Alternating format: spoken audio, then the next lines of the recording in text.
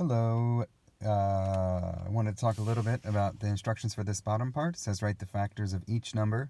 So you write the factors here, then label it prime or composite. So we're going to talk a little bit about what prime and composite means. I know we've talked about prime numbers.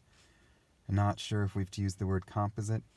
So we're going to talk about that. To do so, I'm going to kind of work a different problem over here following the same instructions. The number that I'm going to use is going to be 24. So if I had the number 24, and then it asked me to list the factors, and if it was prime or composite, that's what your instructions look like on your page with lines underneath it. So for 24, I need to think about the factors. So what numbers can I multiply to get to 24? So if you've got a multiplication chart, then you could use that to help you find ways to get to 24.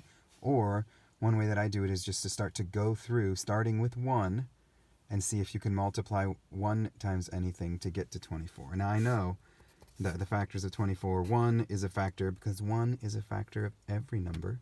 You multiply that number times itself, then it will equal 24. So 1 is a factor. And I'm going to write on the other end over here 24, because I know that 1 times 24 is, or you don't even have to write it over there. You could write it right next to it if you wanted. But 1 times 24 equals 24. I'm going to count up from 1, 2. Can I multiply 2 times something to get to 24? So any even number you can multiply by 2 to get to. So 2, because 24 is even, and I know that 2 times 12 is 24. So 12 is going to be on here also. I'm going to go in this order here, just to, I like to order them from least to greatest, but you don't have to do that. All right, if I'm continuing, then 3. Let's see, 3 times 10 is 30. 3 times 9 is, 3 times 9 is 27. 3 times 8 is 24. So yeah, so that means that 3 and 8 are also factors, because 3 times 8 equals 24.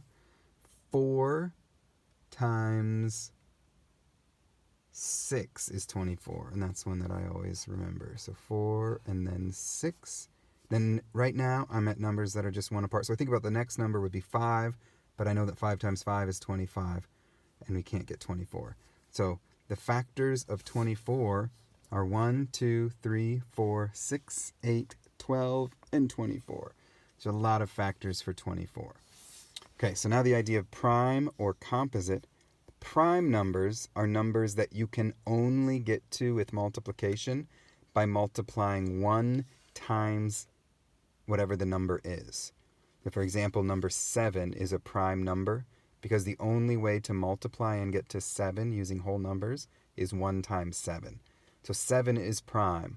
But of course, when we look at 24, there are many different ways to multiply to get to 24, which means that it is a composite number. That means you can multiply, that it has a lot of factors, or it has not just a lot, but it has more than just 1 in itself. So even if there's only one other set of factors, it would still be composite.